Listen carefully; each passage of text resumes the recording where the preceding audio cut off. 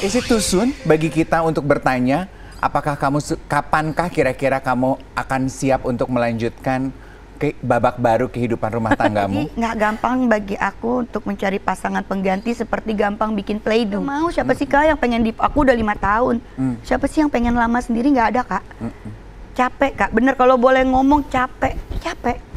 Gitu. Berarti untuk pasangan hidupmu berikutnya bukan cuman mau, tapi mampukah kamu?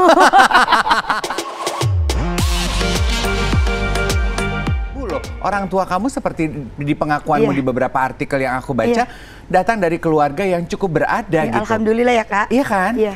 Nah sementara cerita hidup berkata lain nih untuk anak-anak kamu. Di mana kamu tetap bisa menemukan kekuatan itu sih, Sesi? Itu Kak, pelajaran hidup ya. Dimana aku harus melatih mereka kalau hidup itu tidak harus sesuai dengan ekspektasi mereka. Gitu. Banyak hal yang harus mereka rasa kecewa dulu. Dari rasa kecewa, rasa sakit, mereka tuh bisa jalanin hidupnya nanti. Dan aku bersyukur orang tuaku juga agak keras sama aku di saat aku kecil, juga nggak segampang itu juga. Walaupun aku mau ABC tinggal nunjuk saat itu. Dan aku nggak memperlakukan itu ke anak aku, memang sedih Kak. Gitu. Kayak beberapa waktu lalu gitu ya. Anak cewek aku, yang namanya udah mulai gede ya, jadi sedih. Gini, anak cewek aku tuh masuk ke salah satu store baju, gitu. Terus dia gini, Bunda, aku boleh nggak coba baju ini cantik deh katanya, gitu. Ini baru banget, ini belum tadi aku mau posting gitu, maksudnya postingnya cantik ya anak aku gitu, maksudnya. Kayak dia ngomong, Bun, aku mau beli ini, mau beli baju ini, gitu. Yaudah yuk kita masuk aja yuk, aku bilang kan, masuk yuk, lihat yuk. Terus dia kan gini, aduh Kes, nanti aja deh, aku bilang. Yaudah deh, aku coba aja ya Bun. Dia gitu kan. Ada 2 baju dia coba. Di fitting dia lama, cantik ya Bun, cantik deh, aku bilang. Nanti ya deh. Dan dia tuh cuman, oke Bun. Tapi kan kita sebagai orang tua tuh suka tahu ya Kak, dia pasti kepengen banget nih gitu. Dia tuh kadang muter-muter, terus Bun celananya bagus kata dia. Ya nanti ya deh, aku bilang. Jadi aku tuh mengajarkan dia kayak, iya deh ini lumayan deh, mahal, aku bilang. Nantilah, lagi adek bajunya juga masih banyak, nantilah. Nanti pokoknya Bunda beliin, aku bilang gitu. Iya ya Bun, ya udah aku cuma nyoba doang kok. Ayo Bun kita keluar. Sehebat itu dia Kak, bisa mengalahkan ego dia, pengen punya barang gitu. Terus kayak kemarin dia lomba cheerleading kan, lomba cheerleading juara 2 tingkat nasional di bandara tuh. Aku tuh gini, Kes ini Kes, kita mampir ke toko buku, aku bilang. Kamu pilih Gi salah satu. Dia cuma gini, kok tumben kamu mau beliin aku Bun? Itu Kak, jadi aku tuh di situ ngerasa aku bersyukur banget punya anak yang mereka dikasih sama ibunya tuh, mereka bisa menghargai. Ditolak sama ibunya untuk tidak berkata nanti ya, nggak nangis, nggak tantrum. Aku mengajarkan kayak suatu hari kalau kamu pengen sesuatu, kalian kalau udah bisa cari duit sendiri, beli ya. Kalau sekarang Bunda belum bisa ngasih, berarti kalian yang nanti harus punya. Ya, aku bilang gitu. Berarti kakak kan pengen punya ini Kak. Kakak nanti kerja ya, yang bener ya, gede ya, biar kakak beli sendiri. Bunda, aku sering minta maaf ke anak-anak aku. Minta maafnya bukan, Bunda minta maaf ya, kayak Kak Dev aku minta maaf. Berarti kan Kak Dev harus memaafkan aku. Tapi aku minta maaf anak-anak dengan cara, Bunda minta maaf. Ya, Bunda minta maaf. Kenapa? Bunda minta maaf aja. Bunda nggak tahu hari ini Bunda salah apa.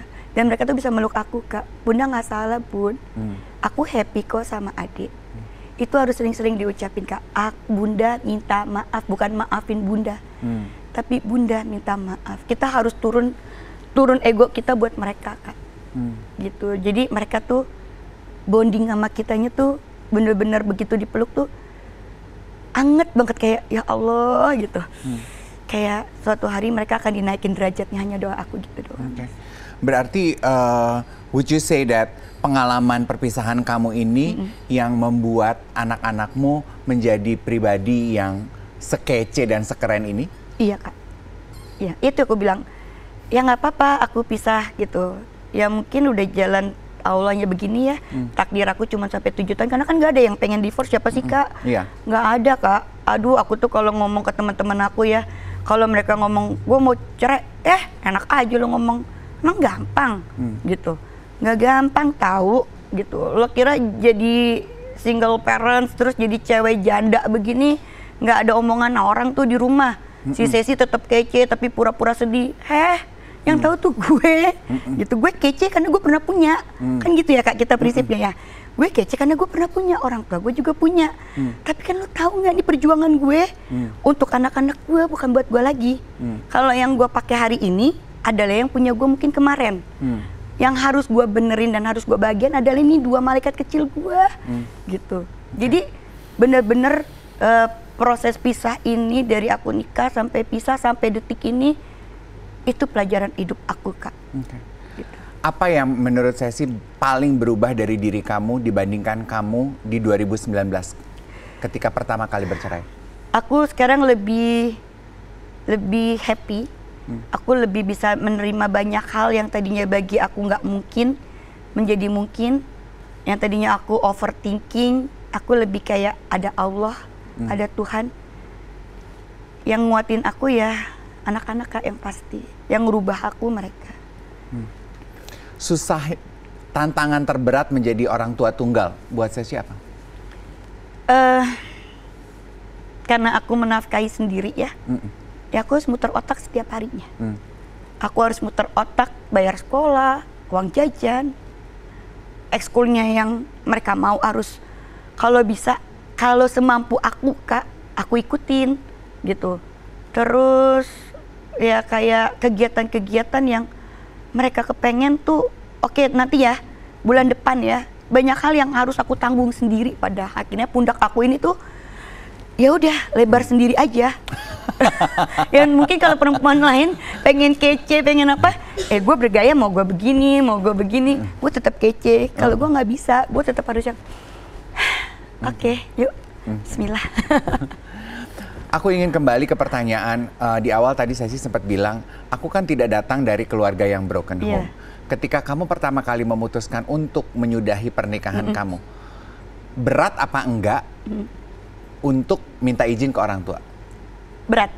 Aku bertanya sama mama papa saat itu ya. Saat itu aku bertanya, malam itu pun aku bertanya sama orang tua aku. Mah, Pa, malu nggak kalau aku divorce? Kalau malu, aku lanjutin rumah tangga aku. Kalau nggak malu, aku izin untuk sudahin rumah tangga ini. Gitu. Dan saat itu ucapan orang tuaku, sudahi. Udah, aku minta maaf. Aku cium kaki mereka. Aku izin tinggal di rumahnya lagi.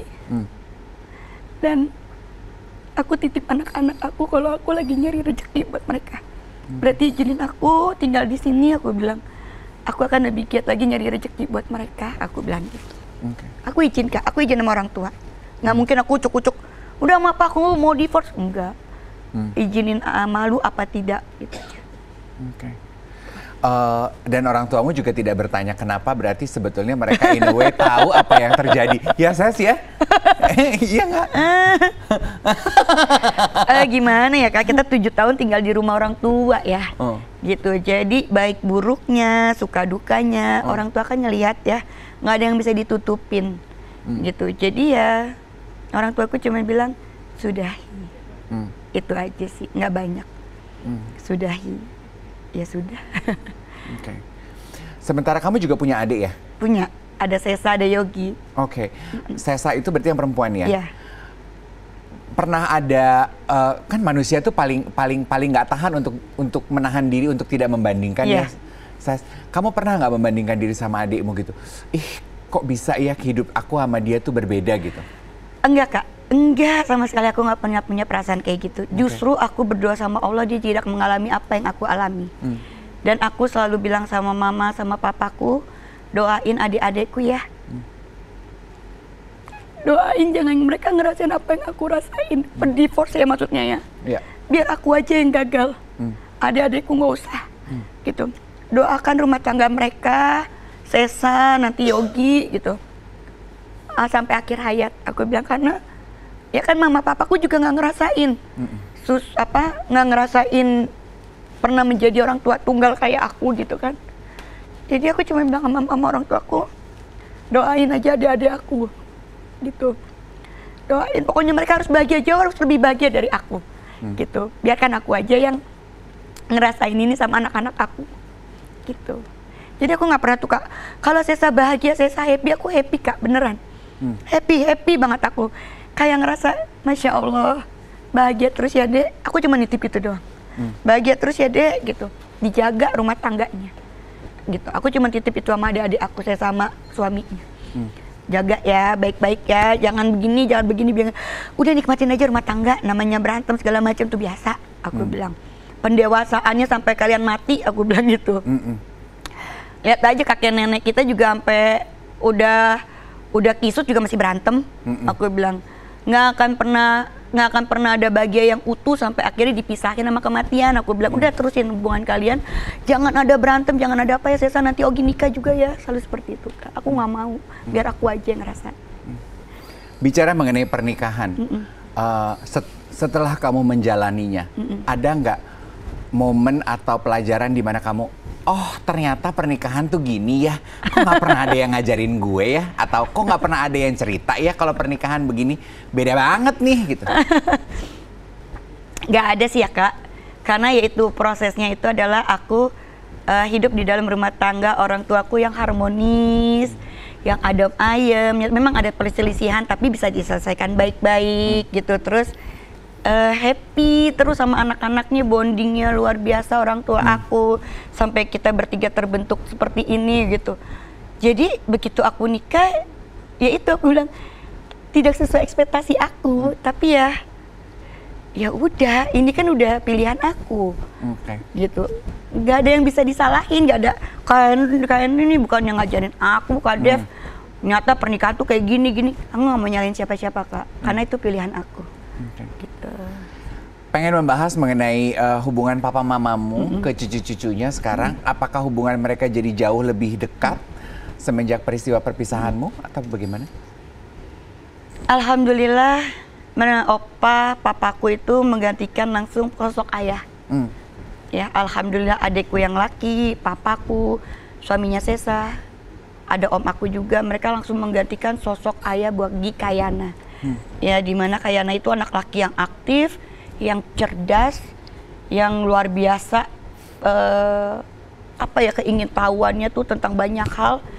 Mereka ada di posisi itu. Sampai anakku yang laki gini, Opa, tenang, nama Idris akan aku jaga sampai aku gede. Aku akan menjadi seperti Opa, gitu. Oh ya bagus dong, Kay. Iya, aku akan menjadi Idris, dia bilang gitu.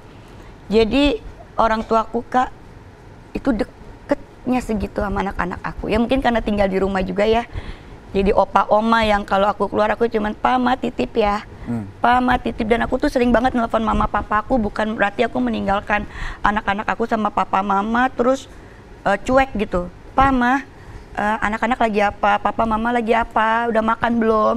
Hal-hal yang seperti itu yang selalu aku care juga ke mama papa gitu. Jadi ya alhamdulillah opanya happy, cucunya happy, dan saling mengisi sih Kak. Ada perbedaan nggak kamu lihat dari papa mamamu ketika mereka menjadi sosok orang tua buat kamu dan mereka sebagai kakek nenek? Kan kadang suka gitu ya, waktu dia jadi bapak ibu gue kayaknya galak deh. Kenapa sama anak gue ketika mereka memeluk peran sebagai kakek nenek, kenapa lebih soft ya gitu? Ada perbedaan nggak? Itulah hebatnya orang tua aku Kak. Hebatnya orang tua aku. Apa yang mereka kasih ke anak-anaknya dulu, itu yang mereka kasih ke cucunya. Itu hebatnya, tidak ada yang dikurangin. Nggak ada satu sen pun kasih sayangnya, hatinya, perhatiannya itu dikurangin ke cucunya, nggak ada. Ke anaknya pun sama. Jadi nggak ada kayak, sekarang oma lebih sayang sama cucu, nggak ada. Oma malah kadang-kadang kalau anakku rungsing, jangan gitu dong, ini kan anak oma juga, kayak gitu. Tetap membalikan hal yang kodratnya tuh di sini gitu. Ini anak oma loh, kamu anak bunda, kamu nggak boleh begini sama oma, kamu nggak boleh begini sama bunda, kayak gitu. Jadi orang tuaku memposisikan, jadi aku nggak kehilangan sosok orang tua, anakku nggak kehilangan opa oma, nggak kehilangan banyak kan, karena ngetritnya sama Kak. Aduh, makanya aku bilang aku tuh bersyukur banget dilahirin dari kedua orang tua aku ini tuh Kak, Masya Allah. Itu cuman aku pesan sama mama papaku adalah biarkan anak ini jadi tanggungan aku. Gitu, jangan ngemanjain mereka dengan banyak hal, karena hidup mereka ini keras. Gitu, keras dalam arti orang tuanya divorce.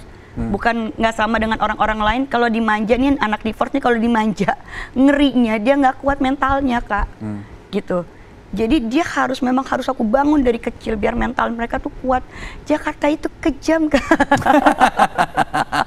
Jakarta itu kejam. Ada satu pelajaran yang bisa dikutip tuh buat orang tua tunggal di luar sana ya. Tadi kamu bilang anak-anak yang divorce itu biasanya mentalnya perlu diperhatikan dengan lebih seksama dibandingkan anak yang punya orang tua komplit gitu ya. Dan itu sebetulnya yang diperhatikan benar, Kak. Kamu terhadap anak-anakmu, which is I think it is so true. Karena pengalaman hidup mereka beda ya. Beda Kak. Kan aku bilang, mama papaku tuh tidak pernah ada di posisi aku, gitu. Jadi aku yang merasakan sendiri, aku yang harus melebarkan pundakku sendiri, aku yang harus menguatkan kakiku sendiri. Aku nggak mau tergantung sama siapa-siapa. Suatu hari apa yang aku ajarkan ke anak, mereka udah harus kuat tanpa aku. Mereka udah harus kuat pokoknya. Is it too soon bagi kita untuk bertanya, apakah kapankah kira-kira kamu akan siap untuk melanjutkan babak baru kehidupan rumah tanggamu? Aduh. Dia udah aduh. Ada satu artikel yang akan mengantarkan kita kepada pertanyaan ini. Ya, tim iTalk agak usil ini dia. Sesi Idris sabar cari pasangan, tak mau salah pilih lagi. Begitukah? Masih statusnya masih begini? Masih Kak. Oke. Masih. Aku masih bertahan ya. Karena pemikiran aku punya anak perempuan, terus punya anak laki yang pernah kehilangan sosok ayahnya, anak perempuan apalagi kan. Jadi nggak gampang bagi aku untuk mencari pasangan pengganti seperti gampang bikin play-doh. Ya. Diunjang, bentuk. Jadi deh. Happy kita. Tidak. Mungkin itu saat aku gadis Kak, aku membuat play-doh, membuat suatu hayalan aku pengen rumah tangga yang begini, sosok laki-laki yang seperti ini, yang begini yang aku mau, ya kan? Ternyata kalau mainan itu dibongkar pun jelek, gitu kan, rusak. Tapi aku sekarang harus mencari sosok ayah. Pertama harus bertanggung jawab, karena dia udah tahu nih resikonya adalah punya 2 anak aku yang masih kecil. Berarti kan harus biaya hidup tuh banyak Kak. Ya kan, ini bukannya kita ngomong matre loh, tidak, ternyata matre itu harus hari gini. Ya itu Jakarta itu kejam, ya bukan cewek itu bukan matre Kak, karena pada dasarnya kebutuhan, ya kan, beda loh matre untuk bersenang-senang, beli perhiasan, beli barang mewah segala macam, sama kebutuhan, gitu. Apa yang dibutuhin anak-anak, gitu. Ada anak 2 masih kecil, masih SD Kak, gitu. Berarti kan aku harus nyari sosok yang satu bertanggung jawab, nerima anak-anak aku, suka duka senang enggak harus jadi anaknya. Begitupun sebaliknya kalau memang aku ada bawaan, aku pun harus siap. Anak-anak juga harus siap. Dan yang penting ngerti agama, udah aku maka. Selanjutnya itu biar Allah yang ngatur yang baik buat aku sama anak-anak. Jadi kalau ditanya Sesi lo nggak nikah lagi, itu jawaban aku. Emang gue bisa bikin kayak play-doh. Gue juga mau, siapa sih Kak yang pengen aku udah 5 tahun. Siapa sih yang pengen lama sendiri, nggak ada Kak. Capek Kak, bener kalau boleh ngomong capek. Gitu. Berarti untuk pasangan hidupmu berikutnya bukan cuman mau, tapi mampukah kamu? Bukan kita mengecilkan para lelaki-lelaki, bukan Kak. Tetapi itu adalah kenyataan hidup yang harus mereka lihat dari sisi banyak hal dari aku. Apakah kamu merasa bahwa pernikahanmu yang terdahulu janji kosong belaka kehidupannya? Karena kita sempat ngintip ke postingan sosial mediamu, katanya sudah tak mau aku, ya dijanji-janji, dikasih makan janji udah nggak mau aku. Ya pokoknya intinya gini ya. Mungkin untuk cewek-cewek zaman sekarang juga kebanyakan janji, pada akhirnya banyak divorce ya sekarang. Karena ada janji yang udahlah kamu hidup sama aku setelah ini akan bahagia, akan jauh lebih bahagia. Kamu hidup sama aku pasti akan gini. Bagi aku ketawain sekarang maka. Gitu, ternyata ya tak seindah janji, tak segampang itu. Ya Allah, udah realistis aja lah, kalah sekarang lah. Gitu, realistis dalam hal kayak gue nggak punya rumah, gue nggak punya ini, gue begini kerjaannya, lo mau nggak sama gue? Gitu, daripada gue punya kopi, gue punya teh, gue nggak punya gula, tapi diada-adain dulu. Repot nggak? Tiba-tiba tuh gula nggak ada. Gimana? Bye, coret, minum lah tuh pahit. Jadi ya udahlah, realita aja lah hidup bagi aku sekarang. Ya pokoknya gitu Kak, aku bukannya menutup tapi udahlah pasrah sama Allah aja. Terakhir kita akan memanfaatkan sisa waktu yang tersisa. Untung. Semakin deg-degan pertanyaannya.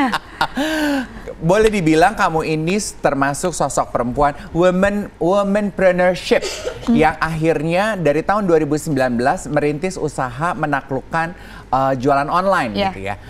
Pengen tahu dong, pengen kamu kasih insight tips kepada perempuan-perempuan di luar sana. Apa sih triknya untuk bisa menaklukkan pasar sosial media jualan online?